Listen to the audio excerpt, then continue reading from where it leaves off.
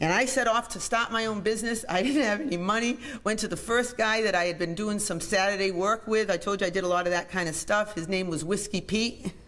He's a deacon now, but at the time it was Whiskey Pete. It's so true. And he's on board. Okay, you're going to be union? I'm on board. That's cool. That's cool. Well, the second guy wasn't that easy to get him hired. His name was Bobby Lynch. And he talked years later saying how I looked so pathetic. I started almost begging him, come on, Bob, I really want to do this. Started a business with these two guys. The goal was so big for me, $100,000 in 5 years. I couldn't do that with three of us. That's why goals are so important. That's why it meant so much to me to have started like that.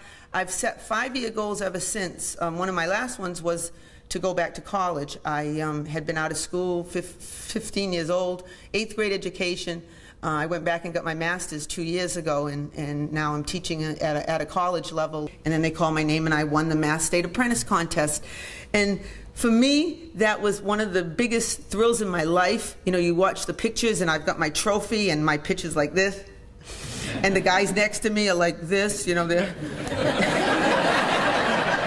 They are in such trouble because I met someone 20 years later that came in second, this guy Tony, and he said, my whole career, my uncles and my father would say, come on, Tony, go a little faster, maybe the girl won't beat you. And I said, I'm so sorry, but it was an amazing thrill to me. But the real amazing thing was it didn't make a difference. Now, I thought I would be getting a Miss Massachusetts banner, to wear to the next construction site so that they would leave me alone, but that didn't happen.